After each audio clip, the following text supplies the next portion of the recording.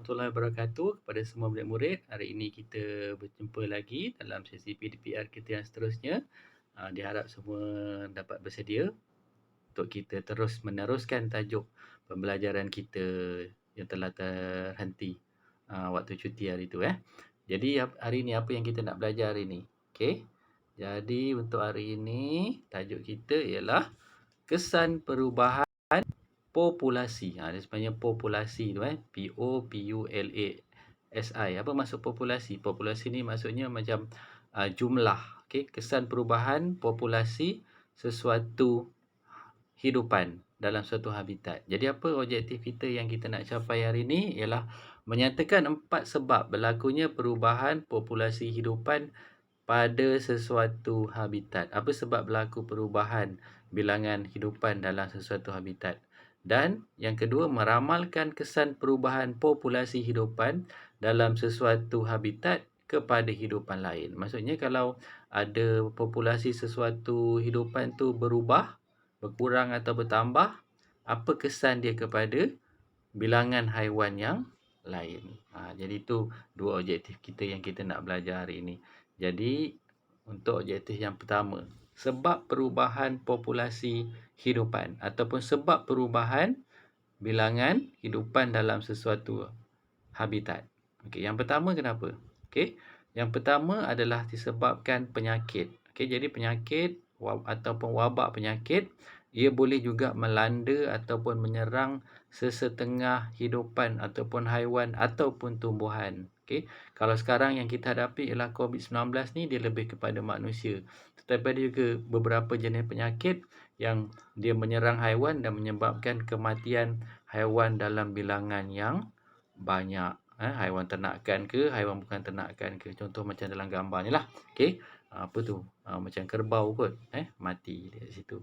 Okey, yang keduanya apa sebab? Okey, yang keduanya disebabkan banjir. Apabila satu kawasan tu banjir besar berlaku, haiwan-haiwan yang tak boleh berenang tidak dapat lari ke mana-mana, akhirnya terperangkap pada banjir. Kalau dia tak boleh berenang, ia juga akan matilah dan menyebabkan bilangan ataupun populasinya berkurang. Contohnya kalau macam lembu, haiwan-haiwan ternakan boleh mati apabila tidak dapat diselamatkan ketika banjir. Okey, yang seterusnya kemarau. Okey, kemarau biasanya akan memberi kesan kepada hidupan. Kenapa? Bila kemarau, yang mula-mula mati dulu adalah tumbuhan kerana tidak dapat bekalan air yang cukup.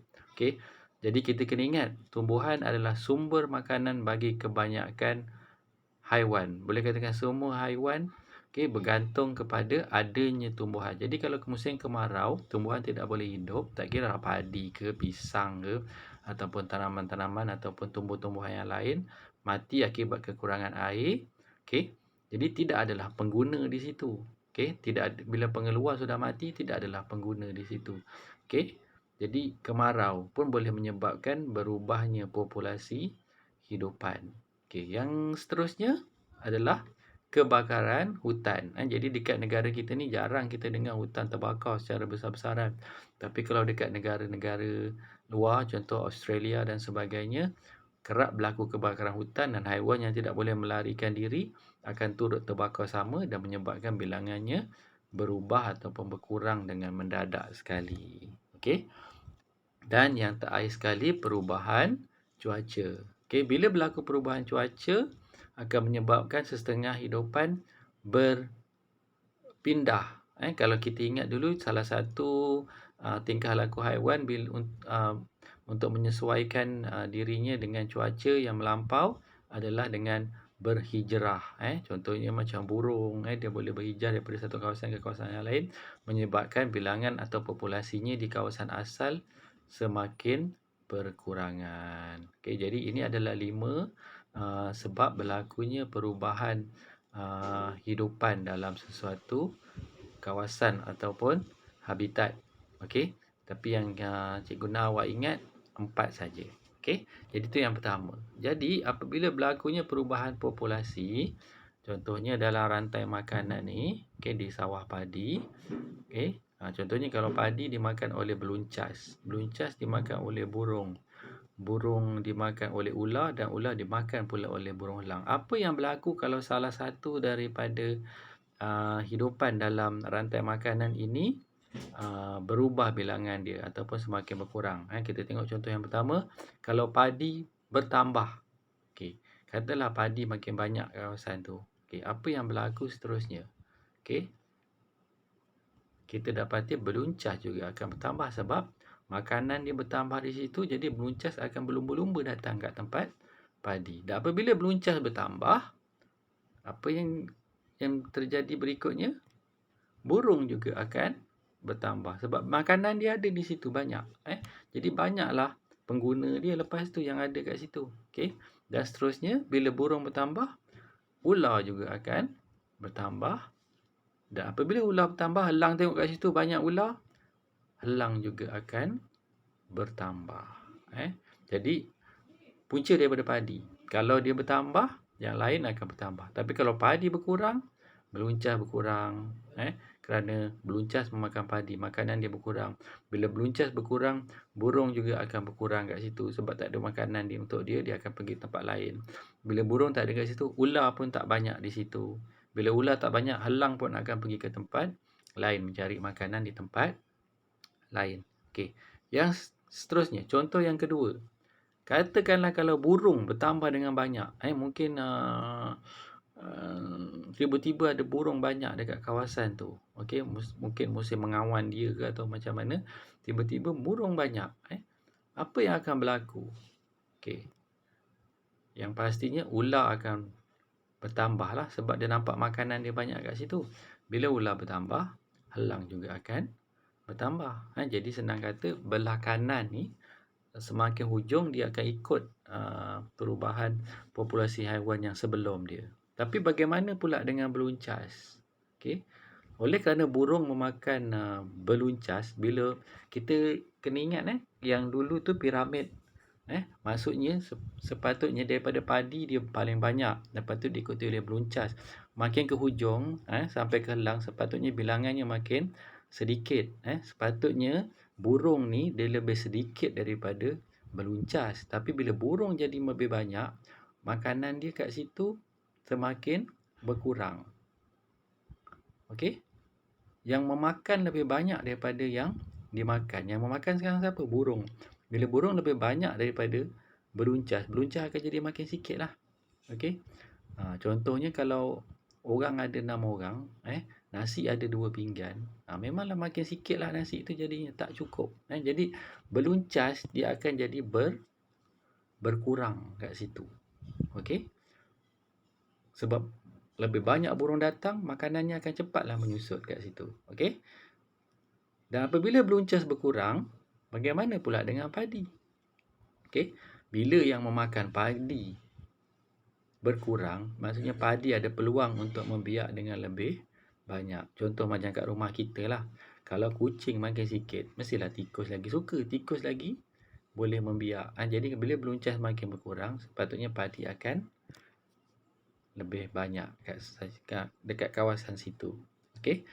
Jadi dengan syaratnya burung tu tak makan padi lah. Tapi kalau burung pun makan padi, padi pun akan jadi sedikit juga. Okey, tu contoh yang kedua. Contoh yang ketiga kita tengok dalam kolam air mungkin. Okey, kita ada rumpai air dimakan oleh jentik-jentik, jentik-jentik dimakan oleh ikan kecil dimakan oleh ikan besar dimakan oleh bangau. Okey, jadi apa yang berlaku kalau ikan kecil berkurang?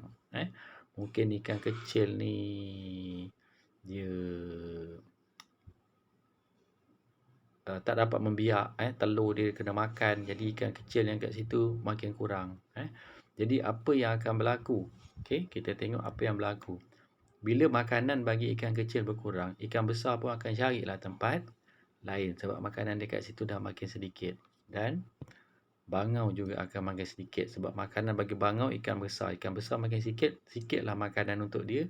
Dia perlulah pergi cari tempat lain dan bilangan dia kat situ pun semakin berkurang. Okey, sebelum tu cikgu terlupa nak bagi tahu, tanda anak panah ke bawah tu maksudnya berkuranglah. Okey, kalau dia tanda menghala ke atas, dia bertambah. Dan apa berlaku bila ikan kecil berkurang? Apa berlaku pada jentik-jentik? Bila yang memakan jentik-jentik sudah semakin berkurang, jentik-jentik ada peluang untuk membiak dengan lebih banyak.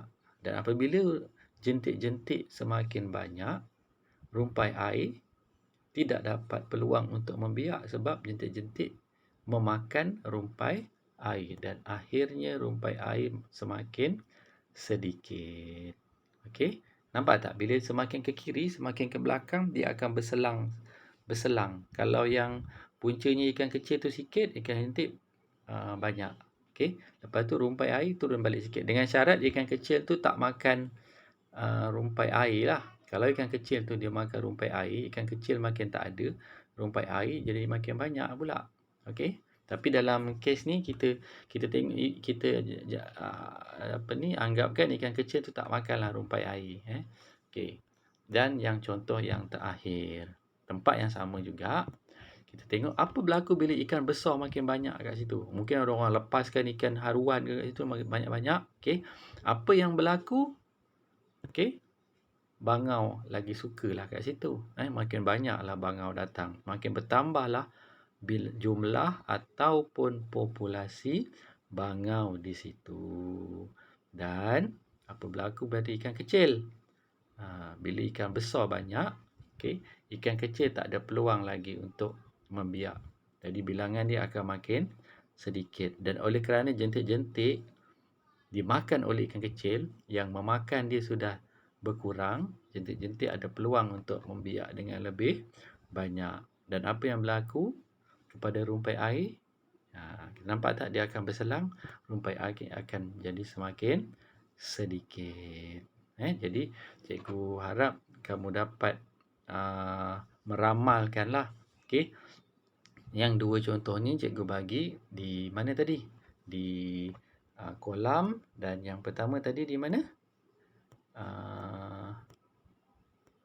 Kita tengok balik. Sorry. Ni contoh 3 kan.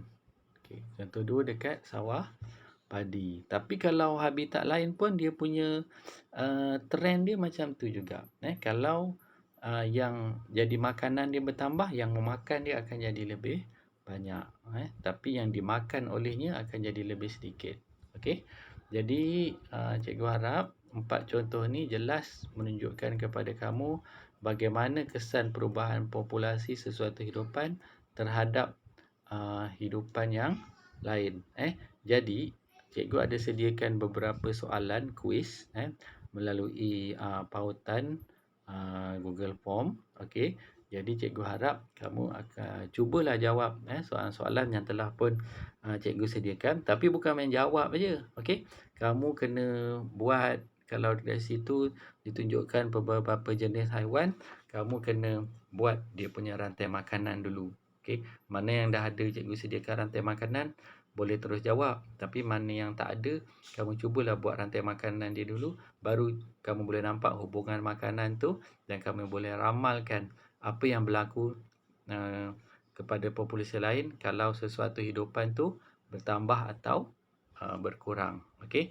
Jadi cikgu rasa setakat ini saja. Kita berjumpa lagi pada minggu hadapan dengan tajuk yang baru, dan silalah jawab soalan yang telah pun cikgu sediakan. Dan untuk itu jaga diri, jaga keselamatan, jaga SOP, duduk di rumah diam-diam. Okey. Dan teruskan ber-PDPR untuk subjek-subjek yang lain. Dan cikgu ucapkan selamat belajar dan Assalamualaikum warahmatullahi wabarakatuh, dan bye-bye. Okey.